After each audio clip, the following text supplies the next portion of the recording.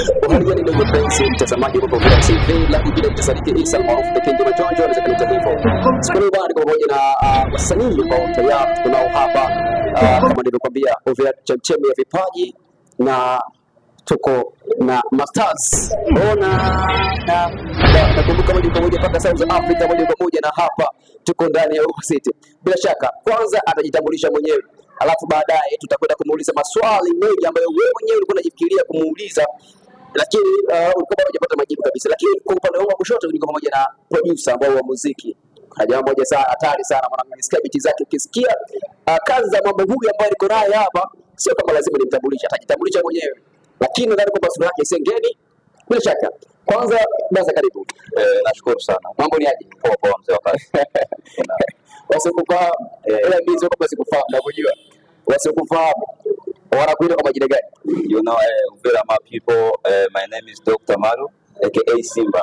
Wananiita Dr. Malu aka Simba. aka Simba. Yeah, you know. Bila shaka. Unajua mimi Dr. Malu aka Simba bana, siku leo bana ni siku nzuri sana. Maji ni kwamba ni miaka mingapi amefika nyumbani, lakini bado tuko bado tukutana naye. Lakini kwa sasa tuko nyumbani hapo Uvira. Kwanza ningependa kumuuliza, lakini kabla sijamuuliza, kwenye upande wangu wa kusoto kuna mambo moja fani, producer ama hatari sana. Bro, nakwambia producer hatari sana. Kama unasikia viboko ambavyo vinatengenezewa vyote vya asilia vile, si asili tu, kuna vingine ambavyo vinakuja kule mbele. Utaniambia ni aje brother? Salama salama. Mambo naenda? Mambo yanaenda kabisa. Fresh. Mbona kama vile mbivu kaka? Wapi brother? Na fresh kabisa. Au stress Wapi? Hamna stress, ni fresh kabisa. Hebu wasifahamu wanakufahamu, wanaweza kufahamu kwa jina gani?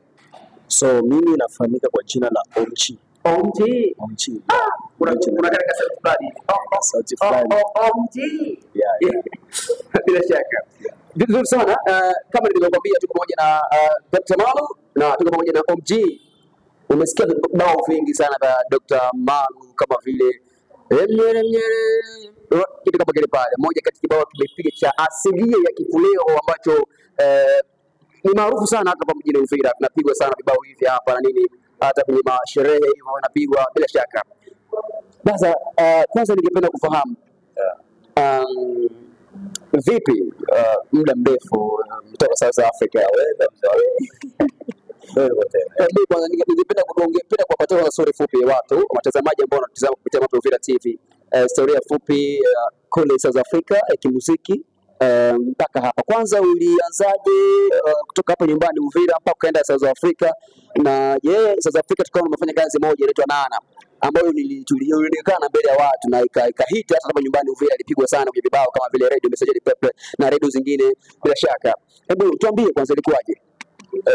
Like my story life ni kwamba mimi nazaliwa huko nyumbani huko Uvira, lakini Sange, city ya Sange ndio. Japokuwa wazazi wangu wanaishi hapa, lakini nimezaliwa Sange, nimekomalia Sange, nikatokea Sange nikaenda South Africa. Nikakaa kule South Africa like something like miaka 8 hivi, miaka 8 au 9 years, miaka 9. Safi sana. Nilikuwa nafanya muziki kama kitu nilichosema hapa, nafanya muziki. Nimefanya muziki mingi sana. Nadhani hiyo na namba unasema maybe is one of my banga ambayo imefaa vizuri hapa, lakini like I have Kumbulekaya, I think ilifaa vizuri vile vile. Kumbulekaya kuna nyimbo nyingi ambazo nimefanya huko, niko kule ma SA, nimefanya nyimbo nyingi sana ambazo zinafaa vizuri kule. Just ndio hivyo tu kifupi. Safi sana bwana Malu. Hebu tuongelee kazi ya Nana, alafu tutarudia nyumbani, tuongelee kazi za nyumbani. Bila shaka, vipi kazi ya Nana ilikugharimu aje? Ilikuchukua muda gani, pesa ngapi ili kukamilisha ile kazi? Kwa sababu ukiangalia ile project sio ya kitoto. Ukiangalia ile project Dr. Malu sio ya kitoto. Umeona, ni project kubwa, ni project ambayo kwa msanii wa hapa nyumbani Uvira ni vigumu sana kukamilisha kuifanya. Ilikuchukua gharama ngapi? Kusema kweli sipendagi kusema budget ambayo nimetumia kwenye kazi, lakini kama mnavyojua na kisi kazi mnavyoiona inajipresent pale, ni kazi ambayo ni kubwa sana, imegharimu pesa nyingi sana. Na mnajua wenyewe South Africa is not easy bro. Sio kama nchi za huko unafanya kwa like you know kwa gharama ambayo ni ya kawaida, lakini kule ni gharama kubwa sana, kwa sababu director mwenyewe nimempa 20,000 rende. 20,000 rende Ni kama ngapi ya Kongo? kama vile $1,000. $1,000. Director mwenyewe anakuja na equipment, anakuja kurecord. Pale iko gharama deplacement, wale wa modo, wale wa like venues, kwa mtashutia nini, viko pale. Bado mavazi, bado ni like ile tu ni director namlipia 20k, anakuja kushuti na anaenda kuedit. Sasa vile vitu vingine hata petrol yake unamlipia. You know, yani ina maana kama akija na gari yake unamuuzia mafuta na kuwekea huko, unamuuzia mafuta, kila kitu like logement. Na ule director sio director, hata ukimgoogle anaitwa director Damos. Rest in peace, fariki hapa recently hapa last year amefariki. Ule director mkubwa, anafanyia watu wengi sana superstars wa South Africa. Ukimgoogle hata utaona biography yake. Ni director mkubwa sana. Nimeona kazi sio hoteli, you know, alikuwa anatumia gari inaitwa Hama. Imagine mtu kutoka sehemu ya 50 km, 50 km, alafu anatumia Hama. Hatari, anakuja kushuti anarudi. You know, no it bro. Kweli kabisa, bila shaka. Na vipi muziki wa pale South Africa baada ya kuachia vibao vyako, watu walikupokeaje pale? Vizuri sana.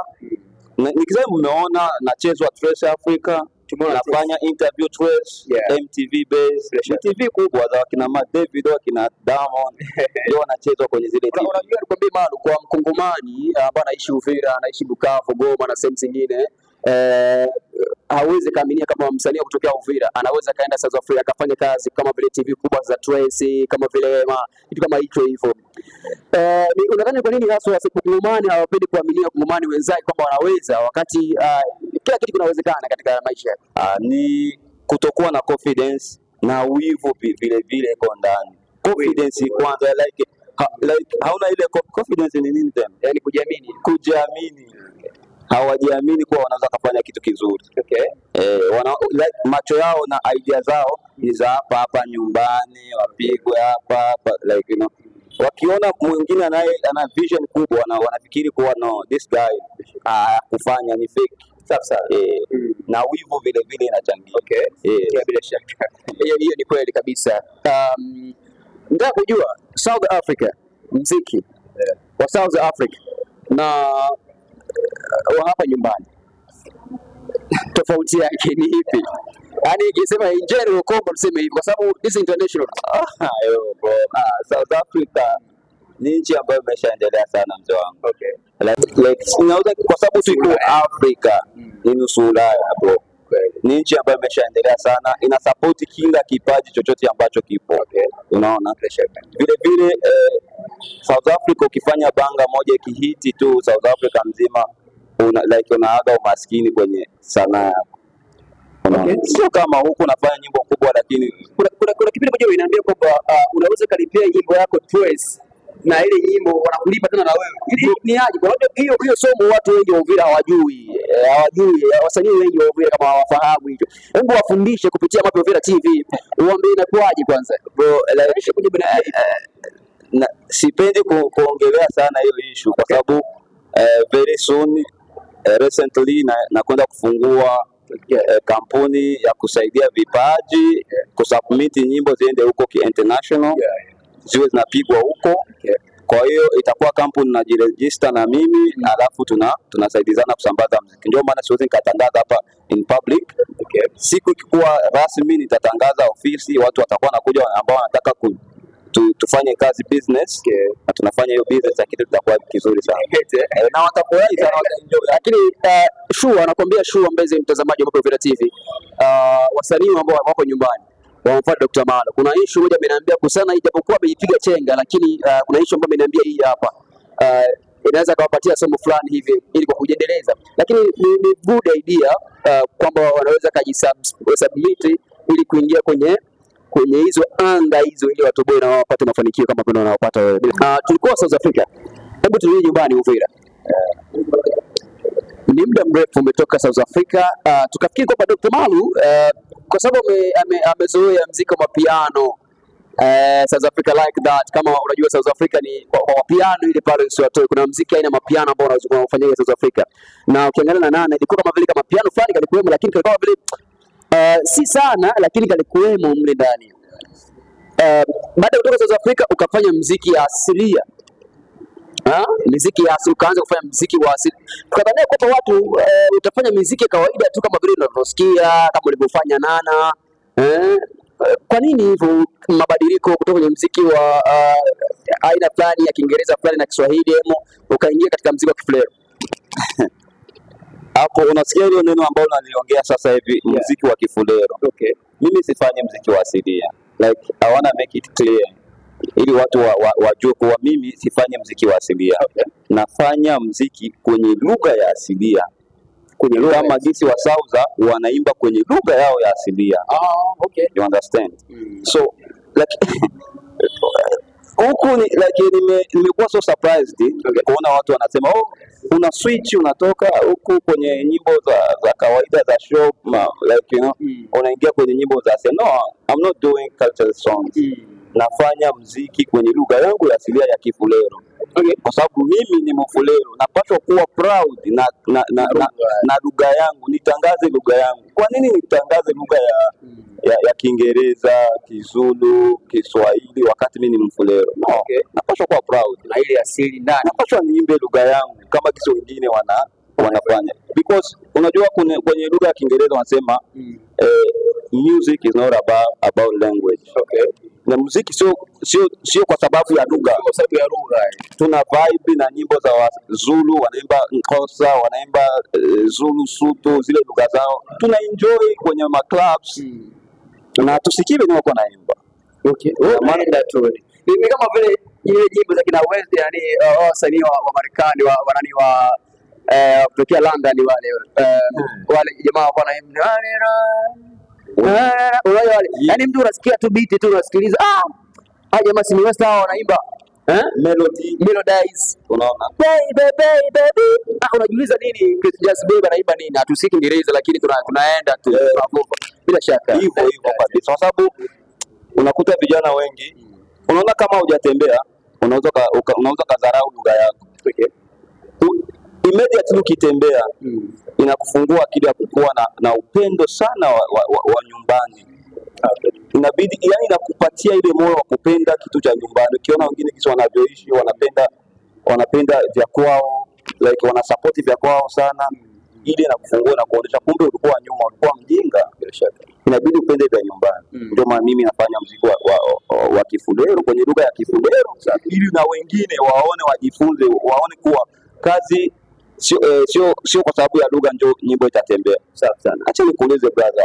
You can see, ingia kwenye TikTok. Okay. Challenge Munyere. Click pale #Munyere challenge. Angalia kuna numbers ngapi za challenge. Hii nimeona kuna namba nyimbo Kifulero, lakini kuna aina fulani ambayo kuna mautundu ambao umeelewa kwenye ile nyimbo. Huwezi kujua kama ni nyimbo ya asilia.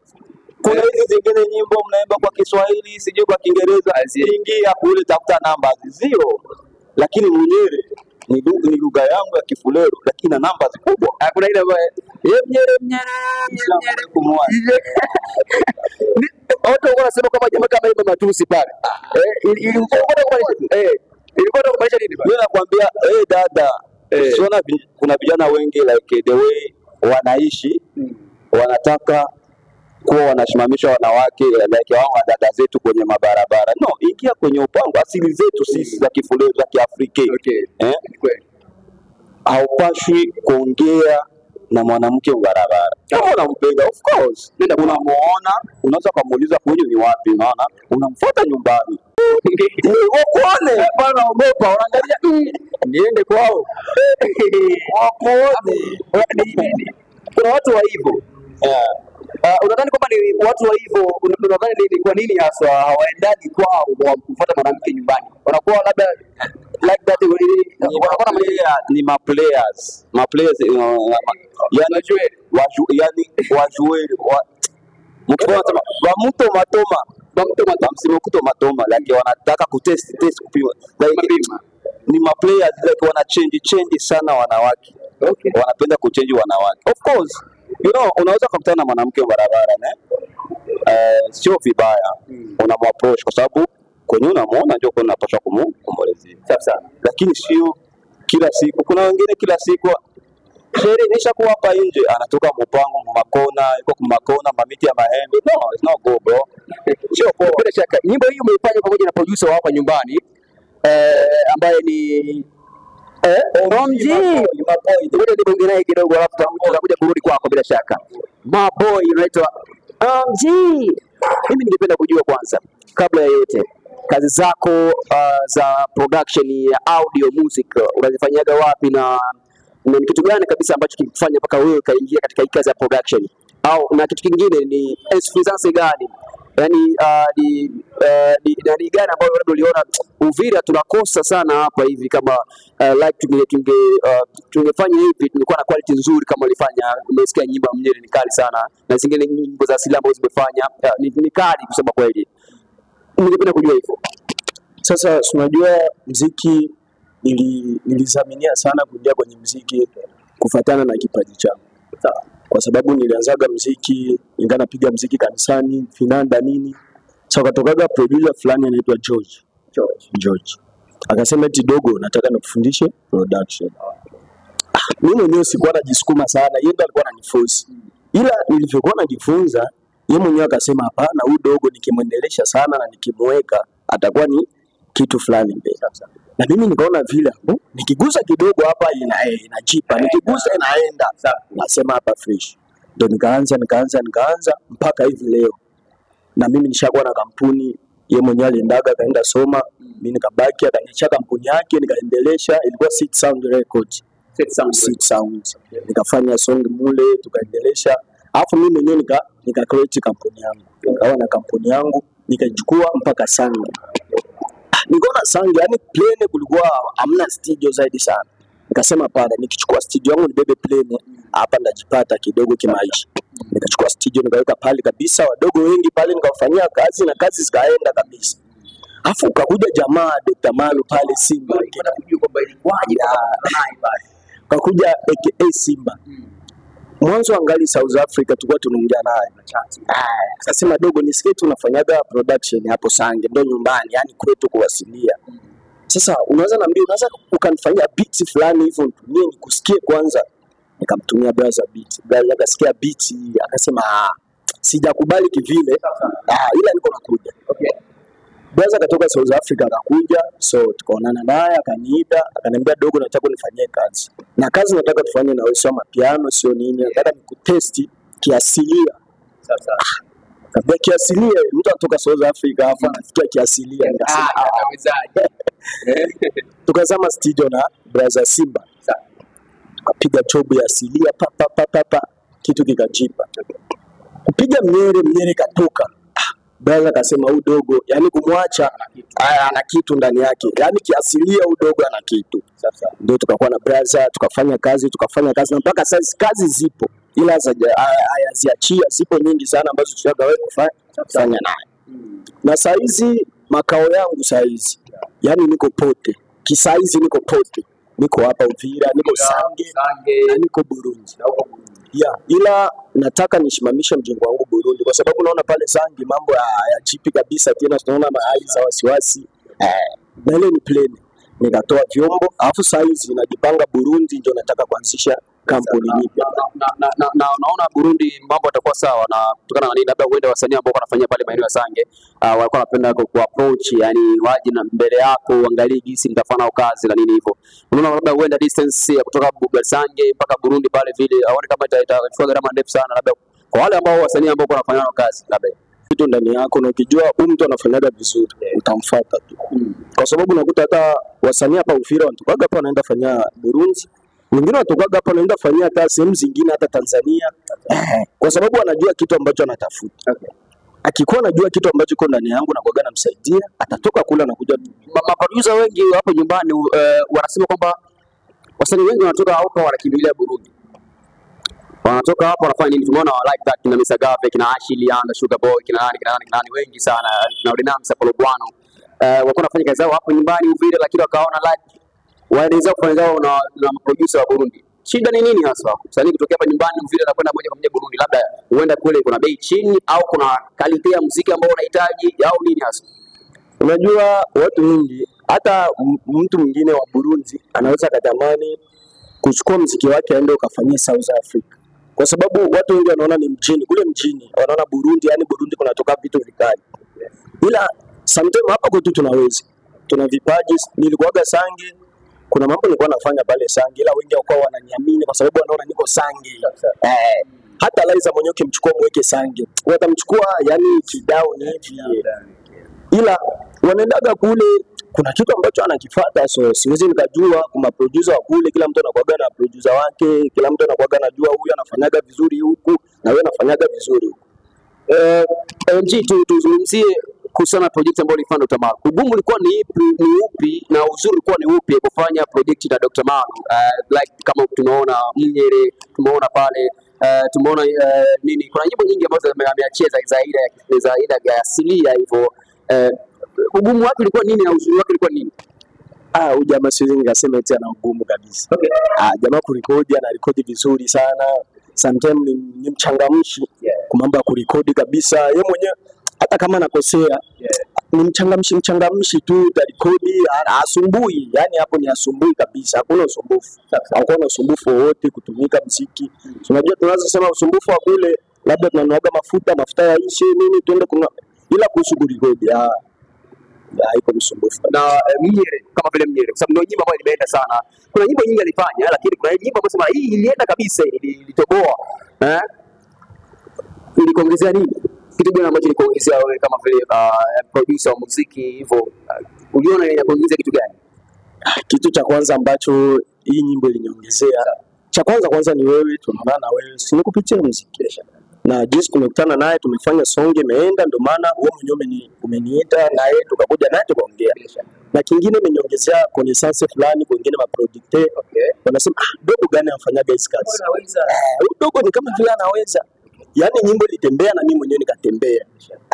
Ndio hivyo. Yaani iliongeza kitu fulani hivi, hata nikienda kwa producteur ambaye alikuwa ananiweka chini, dogo ndio alifanyaga hiyo song, ni mimi brother.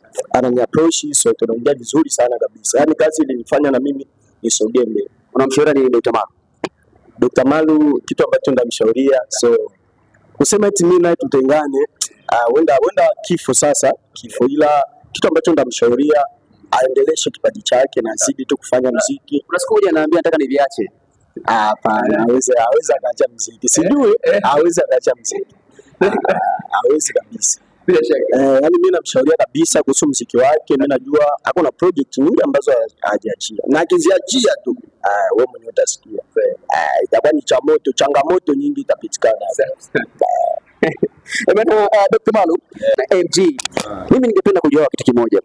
Baada ya kuachia kazi ile video na nini hivyo, Mnyere, kama vile Mnyere, ni ulishoot na nani? Ugumu ulikuwaje katika shooting ya ile kazi na nini kitu kama hicho hivyo? Nimeshuti na director wa hapa anaitwa GPS. Is one of my boy, anafanya vizuri sana. Yes, nimeshuti naye. Kwenye ugumu like ilikuwa ni challenge kwa sababu nilikuwa sizoei kwanza utendaji kazi wa hapa Uvira, the way wana organize vitu, ilikuwa vya mpya sana. Unaona, lakini ni changamoto tu kidogo za hapa na pale, like GPS kuchelewa. Unaona, like waheshimu muda. Kuna baadhi ya watu hawaheshimu muda. Hiyo ni changamoto kubwa ambayo nimepata kwenye ile shooting, kwa sababu mtu anamwambia uje saa 1 anakuja saa 4. Nilikuwa so surprised kwa sababu mimi nimefika like in the asubuhi season ilishakuwa pale, au kutokana na distance ambayo ilikuwa sio distance, wote tuko hapa Uvira, lakini unafika saa 4. Unaona napenda kufika ngapi maliza ngapi? Unaona, hiyo ndio ilikuwa changamoto kubwa sana, na kujiadapt jinsi ya kucheza ile michezo ya nyumbani au asili. Ilikuwa huko nje na hapo narudia tena katika michezo ya asili, ndachezaje inabidi like nimependa video, nimependa ripoti, nimependa jinsi walivyo wale kina mama walivyojitolea. Wale kama walitoa Nimewatoa hapa Uvira, ni vipaji vya hapa Uvira. Ni wamama wa hapa nyumbani wana support tu vipaji vizuri, unaona, wakisikia tu muziki mzuri yes wanapaka. Mpenzi mtazamaji wa Uvira TV, right, hebu tuambie Dr. Mark, unaweza kumwambia nini au kumshauri nini, kitu gani producer kama vile GPS Kese? GPS ni kijana ambaye anafanya vizuri. Neno tu la kumwambia ni kwamba afocus, afanye majambo makubwa sana mengi. Tutafanya vitu vingi sana kuna kazi nyingi ambazo naziandaa kufanya naye na zitatoka very soon. I think watu wataenda kuangalia kipaji cha GPS kwenye nyingine level bila shaka. Yes, because this guy ni mtu ambaye kwanza ni mvumilivu, tena anajua cause unaona ile kazi ilikuwa ndio kazi yangu kwa natumika na GPS. Kuna mtu amenipa link yake, nikaonana naye, nikaongea naye, the way nilimapproach, the way alinipokea, niliona ni mtu ambaye yuko tofauti sana. Anajua nini anachokihitaji. Like in short, ni kijana ambaye anapambana vizuri. Ndio maana watu wangempatia credit kubwa kwa sababu anavumilia, ni mvumilivu, kwa sababu man, I'm telling you, mimi ni mgumu sana, hata kama unaniona hivi ni mgumu na kwa mgumu ili unipatie kazi nikubali, na kwa nimeona kile kitu ambacho nilikuwa nahitaji kwenye ile kazi, hata kama unaweza ukakiona wewe mwenyewe vile, lakini vile ninavyohitaji mimi sana. Yes, hakuna kosa nini. Kitu ambacho nanifurahisha ni kitu kimoja tu, Dr. Maalum, the way unavyowafanya makamaramani wa hapa nyumbani kuonyesha kipaji chao mbele, kwa sababu mimi najua kabisa wewe ni msanii ambao unajulikana wasanii wakubwa kutoka South Africa, na hii naijua kabisa yani. The way unapotazama kazi zako na wale wasanii ambao kwa South Africa wale wakubwa wanatizama kazi zako wanapofanya na maproducer wa nyumbani, the way hiyo unaweza kusema kwamba ni kitu kimoja ambacho kinatangaza muziki wa nyumbani, maproducer hususan kameramani wa nyumbani kitaifa, kimataifa. Unaona kitu kama hicho hivyo. Umeweka kwenye mako nyingine, umeweka kameramani ambaye anaitwa Lemo Production. Vipi kazi yako umeonaje? Unaona sisi wasanii sometimes wanasemaga wasanii wa malaya whatever. Sio wa malaya kwa wanawake, you must understand me. Sio wa malaya kwenye wanawake, kwenye ufanya kazi wa muziki. You see, una change huyu, una test huyu, una test huyu, una test huyu. Sio kuwa ule alianza na wewe hajui, anajua, lakini unataka tu kubadilisha ili ubadilishe mikono. Na inasaidia sana kukuja. Inasaidia. Sio tu mtu mmoja naona vitu kama hivyo, inasaidia hivyo. Ndio maana napenda kutumika na vijana wa hapa nyumbani ambao wanafanya vizuri. Kwa nini hukuweza katika project zako, kwa nini hukupenda kutumike au ufanye kazi na maproducer wa Burundi pale nchini Burundi pale? Mpaka ukasema nyumbani kwanza. Nyumbani kwanza. Tayari umejijibu, nyumbani kwanza. Nimefanya hivyo kwa sababu nyumbani kwanza. Kutangaza kipaji. Bila shaka. Of course. Safi sana. Tumeona kazi nyingi zimetoka na hapa nyuma tumeweza kuachia kazi nyingine ambayo ni asili, ambayo ni moja kati ya ngoma nzuri sana ukitizama. Ni mtu kama fulani hivi ukoenda kuoa na nini hivi. Kitu kama hiyo. Kazi ilikuwaje? Ilikuwa poa. Ilikuwa poa. Imefaa vizuri na imepokelewa vizuri sana. Kama kisa unavyoona watu wanapenda kazi vrema. Nyimbo za asili kuna pesa huko. Mimi nakwambia hiyo nyimbo ya asili, nyimbo za asili nyimbo za asili like I don't know ni za wakati gani, like hizo wanacheza the way wanavaa nini whatever, ndio nyimbo za asili hizo. Mimi nafanya nyimbo za kwenye lugha yangu ya asili. Safi sana. Asante baba. Ndio nataka nijue. Saizi nyumbani kuna wasanii, japokuwa changamoto saizi ambayo tumekutana nayo ambayo ni sitofahamu ya usalama mdogo ambao tunaendelea hapo nyumbani, lakini the way nataka nijue kutokana na usalama kidogo ambao umekosekana nyumbani kwetu, nataka kujua kitu kimoja. Umekuathirije katika hali ya kutoa kazi zako za muziki, project zako, imekukosti aje? Niseme kitu kama hicho. Kusema kweli imeniaffect. Nikizani hii ni kitu ambacho kimeaffect kila mtu. Imeniaffect kikubwa sana kwa sababu kwanza imenifanya nikuwe mbali na mashabiki wangu. Unaona? Kingine like unajua mwenyewe kiuchumi baadhi ya business fulani tunafanya zimekuwa affected. Hakuna gisi ya kupata faida ile kidogo. Vitu vingi sana. Imeniaffect kikubwa sana, like in business way imeni affect like 80%, 80%. Imeni affect kabisa, kuwa mbali na business zako, kuwa mbali na familia na mafans. Vile vile kuna project ambayo nilikuwa nayo ya sio label, it's something like a gang, ni kama vile gang ya vijana ambao wanataka kutangaza asili yetu ya Kifuliru. Sasa nilikuwa nataka nilikuwa nimeshakuwa nao ili hii mwaka ndio nilikuwa na prevoir ni wa release, ni waachilie watu wao waone kama kisi nimeachilia Olga Mnyera amepiga. Nilikuwa nataka niachilie wengine vijana ambao nimeshatengeneza ili tutangaze Kifuliru, tukiwa wengi tunatangaza Kifuliru itaenda zaidi.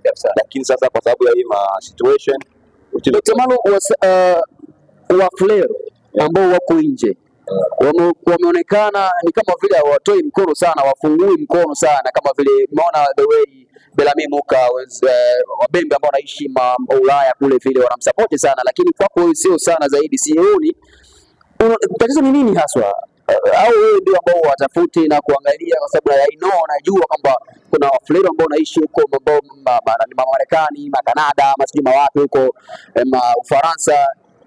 Vipi? Kusema kweli sipendi ionekane kuwa naomba kwenye mtandao, sio kwenye mtandao, unaona. Lakini kama mtu anafanya kitu kizuri lazima apate support na ndugu zake, ila sio kwa kuwashurutisha wherever. No, wana support, wana stream nyimbo. I really appreciate that. Wana stream, wana share. Angalia Dr. Malo, kuna kipesa na hapo ili support msanii aendelee. Kwa sababu angalia mtu kama msanii kama vile nani ambaye ni Belami Muka, wanamsupport sana wabembe ambao wako nje ya nchi, lakini wa Flero bado kama vile wanabana sana. Tatizo ni nini? Waambie jamani, kila kitu kinaonekana iko wazi. Belami Muka sasa hizi ni msanii ambaye tishio sana. Kwa sababu gani? Wabembe wenzake wanamsupport nje, yani sio kusupport kama ni kustream, kutizama nyimbo na sisi tunaitizama. Lakini hii sasa ili msanii akaze, hii shida ni nini? Bro, like ikifika muda wao wataona kuwa bwana kijana huyu tumsupport, watasupport like kuna lakini kuna baadhi ya I'm not saying that kama ni watu wengi wananisupport kivile, like you know, kuna Dogo G Socrates, I think kuna msiki yao course na Dogo G Socrates Kimanura Kimamura okay. This other guy Baraka Balonga, Jama Boys, ni watu wangu sana, sio eti ni sponsor, manager, marafiki wana support, ni watu ambao wameona kazi wakafurahia, wakanisukumia ile kidogo ya kunywa soda. Kama naiongea nawapa tu credit, nawapa credit like shukrani ya kwa hata ile kidogo ambayo amesema brother take this, unaweza kununua hata soda. Ni kitu kikubwa sana kwenye kazi yako, hata akikupa 100 ni kitu kikubwa sana. Nampa credit like na appreciate. Unaona, kuna wengine tu like siwezi nikawataja wherever ambao wananidie brother, shout out, tumefanya vizuri, but it's not that big, bro. Bila shaka kijana tujifunze kusupport wakati tunatengeneza nyimbo za asili na ukumbusha mbali. Na support vijana nyumbani. Unajua Uvira kwetu bana, ili msanii kutoboa inaombewa kabisa afanye kazi za maana za nguvu. Unaona na producer kama kina MG hapa nini, unaomba na wenyewe kile wasupportiwe ili waongezewe nguvu, essence. Muone kitu kama hicho itakuwa jamani sana zaidi. Kichoma ile pale. Ni msanii gani ambao wako Uvira ambao anaweza kuinspire kabisa, ambao kafikia wakati mwenyewe ukasema bana hata mimi nataka niimbe muziki? Bro, hii swali lako bro, ni kwa heshima yako nalijibu. Swali msanii wa Uvira ni inspire bro, no bro, haiwezi kuwa inspire mimi. No, kwa msanii hakuna. Kwa sababu gani? Mtu mpaka afikie kiwango cha kuinspire anakuwa ameshakuwa na mafanikio makubwa sana. Juu hakuna tajiri ambaye anakuwa inspired na maskini, na hakuna maskini ambaye anakuwa inspired na maskini mwenzake. Inabidi kuwa na hatua kubwa, uko na income nzuri, uko popular, famous like I don't know, sijui nimtie kwenye aina gani. Ndio ujue wewe ndio unaambiwa wasanii hapa nyumbani hawako popular, hawako famous na hawako hawana nguvu fulani hivi. Bro, wapi man, wapi? Naambie basi msanii ambaye wameshambuki nje ya nchi. Kumbuki nje ya nchi aende akafanye show kama vile Matizi. Tusende tu nje hapa close up like our neighbors wetu au majirani. Burundi hapa, Tanzania, Burundi, Uganda, Rwanda, wherever. Naambia hata msanii hapo nyumbani. Hapana mashoga wa Katumba, bro. Usiseme kwa Katumba. Na hapana mashoga kwa kunaambia kwa sababu Ifreba Jisafa chafanya show Katumba, ina maana kwamba ni sherehe ya rafiki, anamuita bro kuya like moja Gamba aliwahi kufanya hivyo, alitiwa na Mr. Champagne. Mr. Champagne msanii mwenzake. Sio promoter bro. Sio promoter, kuna tofauti ya kuitwa main artist like yeye ndio msanii ambaye like anapeleka ile show na msanii mwenzake, kwa sababu tumefanya nyimbo na wewe brother, ndio nikuchomeke hapa na wewe onekane hiyo ni wakuoneone hiyo ndio wakuoneone bro, ila hajalikwa na promoter ambaye wale wakina PCK whatever like wakina PCK wanani wale ambao wana promote muziki hajalikwa kabisa na wanafanya vizuri wanafanya vizuri wasanii msanii gani ambao unamkubali sana hapo vile? Mtajie top 5 yako wasanii ambao unakubali. Hawa jamaa noma sana, wa kwanza mpaka watano. Na wakubali wasanii wengi sana, lakini mimi ukiniambia wasanii na wakubali wasanii wengi wanajua wanafanya vizuri, lakini mimi ukiniuliza wasanii ambao nao wapenda, mimi nitakutajia wale wanaotangaza asili yao kina Bellamy, Mireye, Sadi Baba au nani Berna. Hao ndio nitakutajia kwa sababu ni watu ambao hawana aibu ya asili yao. Ngapi sio watu ngapi kibebe kadogo wanatia kibebe kadogo kina shiliano watia kibebe kadogo kina Ordinary Msapologwano kina kuna wengine hata leo hao ambao unaowataja wanaweza wakawachukua na peleka Marekani, wanawauliza wanatokea wapi, watakuwa kabila yako ni kabila gani, anaficha anataka kujifanya sinakwambia kweli. Sasa hao ndio tunaambiwa nitakuwa inspired nao, wanafaa vizuri sasa like watu wanapaswa kuelewa wanafaa vizuri, of course ni wasanii wazuri, wanaimba vizuri, wanafanya kazi nzuri zinaenda na like nazipenda na hata mimi nazisikiliza, lakini sio top 5 zangu, sio ma top 5 artists wangu ambao mimi nawakubali.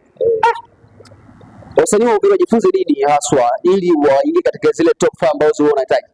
Siwaambii waende wafanye asili. No. Eti wafanye nyimbo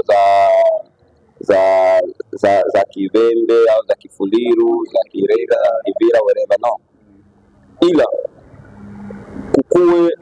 kuna status ya mtu unapaswa kuhusisha identity, of course identity yako. Mtu akikuona anasema this guy ni msanii fulani. Ile ukitia fujo sana, ukitia fujo watu wengi ile mziki wenu unatembea sana, kwa sababu ukitembea na unatembeza na mwingine wetu na kabila yetu. Ile nyimbo mwenyewe I'm telling you kuna remix na msanii mkubwa sio hapa bila sio mkongomani wa nje, sitasema na mwenyewe ndio ameniomba tufanye remix. Napenda tufanye remix. Si nyimbo kwenye lugha yangu ya asili, asikii akapenda rhythm na nini beat lakini asikii melody, lakini amekubali, amesema brother ni vizuri tukafanya remix. Nasema poa, nitamsukumia project very soon mtaiona. Kwa tusubiri makubwa yaje bro. Utaona numbers na ni msanii gani hapo nyumbani ambao kwa sababu kuna story nyingi zinasema kwamba mahali kutoka South Africa kuna wasanii hapo nyumbani ambao ni wakubwa kama vile kina kina Misagave, Ordinary Msapologwano, Professor Mairo wako hapa. lakini hatujaona nafanya nao kazi. Shida inaweza kuwa nini? Ulichowahi kwa contact na ukaongea nao au nini hasa mpaka ikifika wakati usifanye nao kazi? Wale ni wasanii wazuri. Okay. Kufanya kazi naweza nikafanya nao kazi lakini kwa muda ambao utaniruhusu nifanye nao kazi. Okay. Wakati muda ukifika nitafanya nao kazi. Kwa Gavi ushawahi kuongea naye?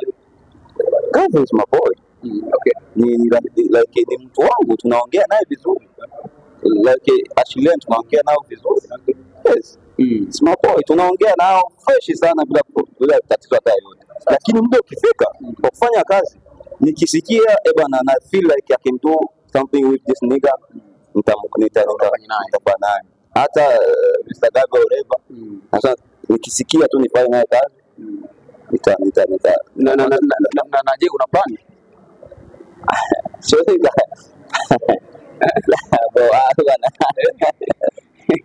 Labda uone una plan, labda uone kufanya naye na swala au the line. Unaweza kufanya na bro. Bwana acha tupasi huko. Posho na watu tupasi. Bila shaka. Ningependa kujua kitu kimoja. Sasa hizi katika game ya muziki wa nyumbani, kitu gani ambacho kinakosa? Bwana kuna kosa kuna vitu kama vile vitatu ambavyo naweza nikavitaja. Cha kwanza promoters. Presenters, unaona, na wasanii wenyewe. Ni vitu vitatu. Tunaanza kwanza kwa promoters. Kwani promoters? Promoters ambao wanafanya event wanashindwa kuwekeza kwenye event. Okay. Wanataka waandalie msanii wa hapa Uvira show ya gharama ambayo ni ndogo, itamshushia heshima yake, haitampa value. Wanataka wachukue tu huyu Masale wa kawaida wa $50, $10, yani show yake yote ishia kama $300, $500. Okay. Sasa ile show inaishia gharama ya $500. Okay. Unafikiri Diamond akiona, wakina hao wasanii ambao wako international huko wakiona, unafikiri ni show ambayo ina thamani? Haitakuwa na muonekano mzuri. Sawa. Kwa sababu gani? Budget yake ni ndogo. Lakini wakiona msanii wa nje ndio wanawekeza nguvu, wanatia budget kubwa ili ionekane vizuri. Kwa sababu uzuri wa show uwekezaji. Okay. Wakiwekeza vizuri, big budget, decoration nzuri, setup nzuri, organization iko poa, iko fresh, ambayo kila mtu akiona, wakishuti video wanaona wanasema wow, this nigga. Unaona, matangazo mazuri. Unakuta show inaitika, inaleta watu na msanii jina unampandisha. Sawa. Lakini wakiona msanii wa nje wanawekeza kabisa, hapa hawana uaminifu na wasanii wao na sisi wasanii wao. Okay. Ndio maana wanawekeza kidogo. Kwetu kwa nje wanawekeza sana. Okay. Presenters sasa, nyinyi kama nyinyi. Okay. Nyinyi mnazaji. Nyinyi sasa mnatuua sasa sana zaidi tena. Okay. Kwa njia ya matangazo. Okay. Kwa nini?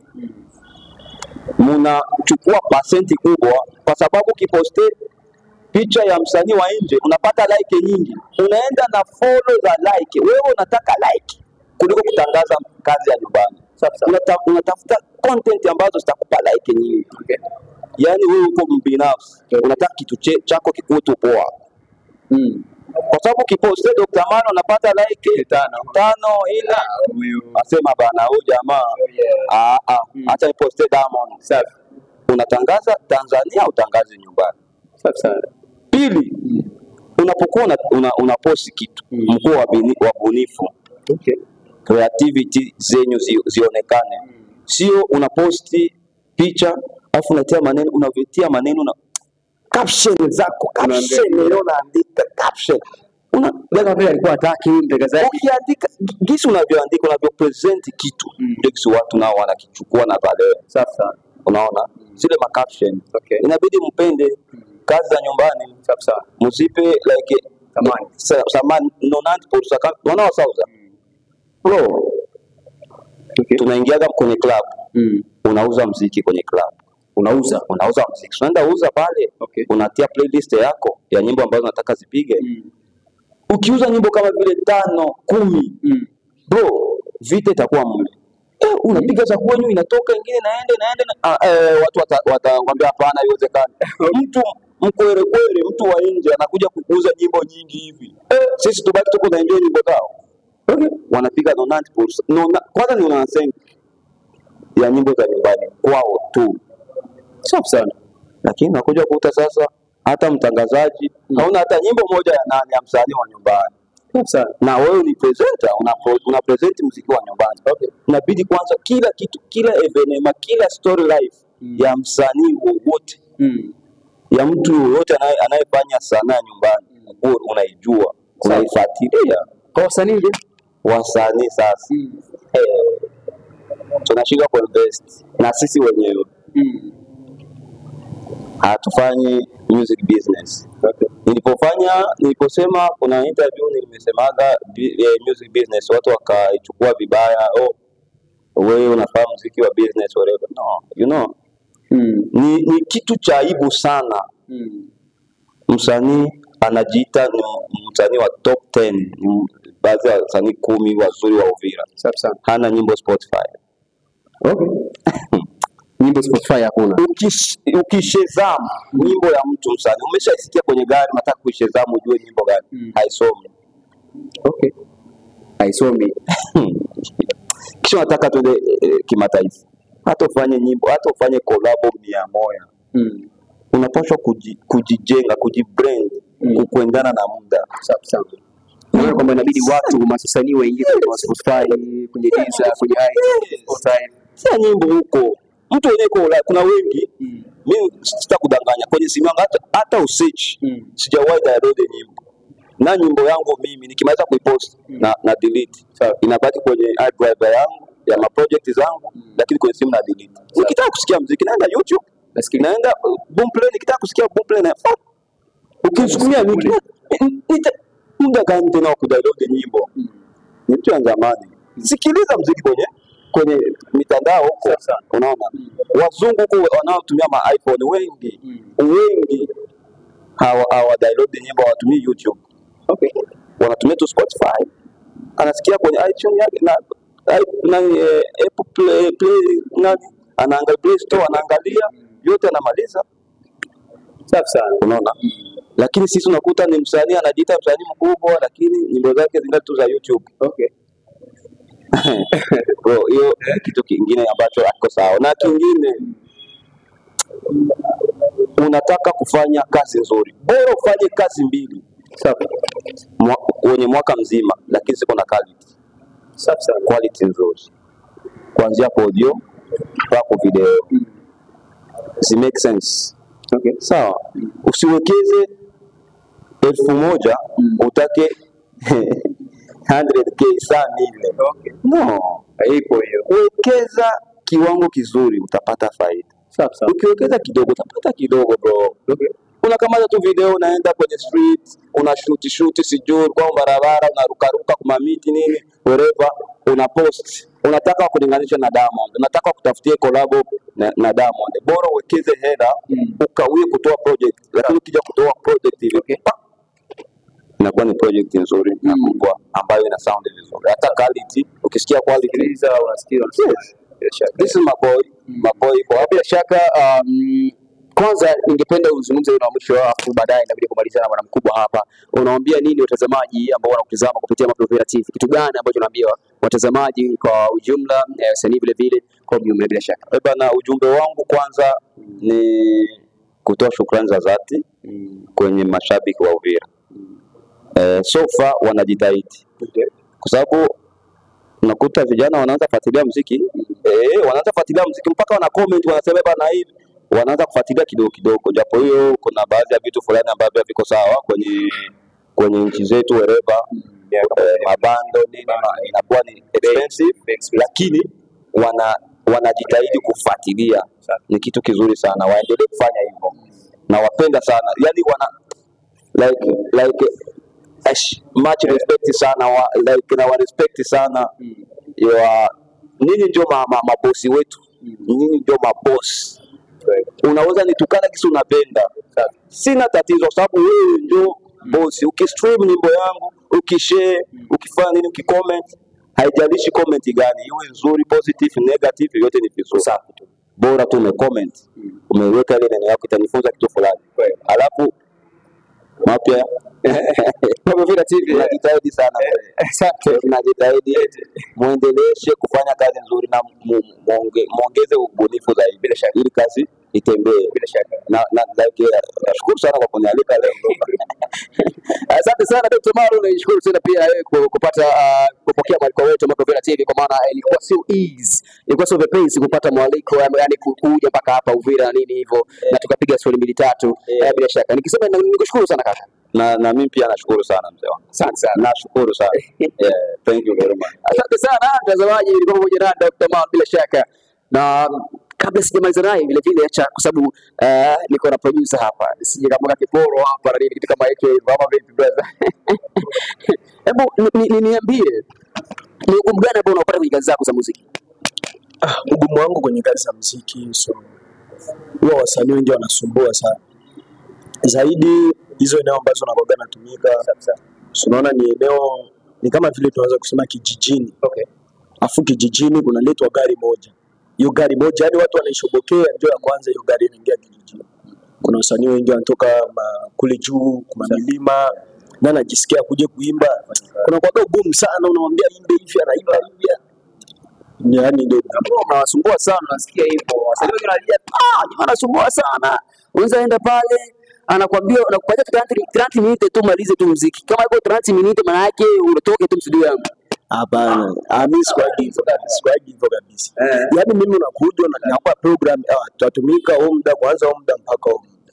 Yaani usingatie sasa muda, uheshimu muda kwa sababu na wengine wakutumika. Ukimaliza wengine wataingia. Sasa ule muda ukifika hujamaliza unaanza kusema eti jamaa amenitoa nini na nini. Ila mwanzo nilikupa ndogo kwenye kazi ile.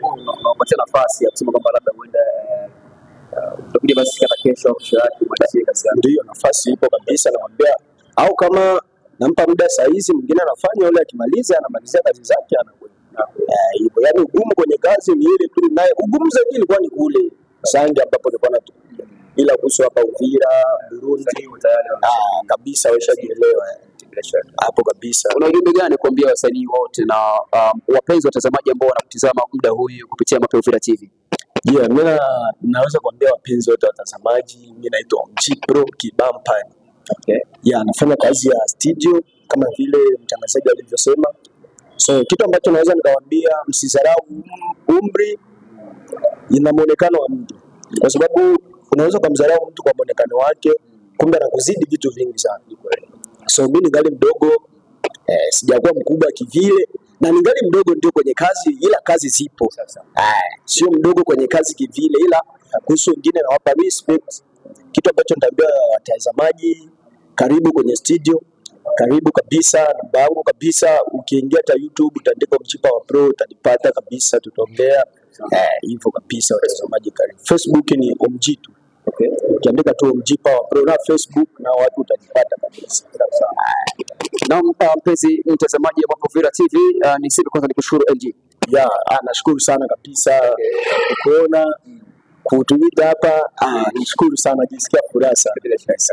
Asante sana. Next time tukikualika au utakataa tena? Siwezi kataa, siwezi. Bila shaka na mpenzi mtazamaji wa Maprovira TV, alikuwa na mimi mtangazaji wako Sadiki Isa aka unaweza kanita fundi manyumba, unaweza kanita hivi ndio bado yakosea. Hii ni Maprovira TV na kipindi kabisa ilikuwa ni Uvira chemchemu ya vipaji kama tunavyoongea kila siku. Asante sana, nikushukuru.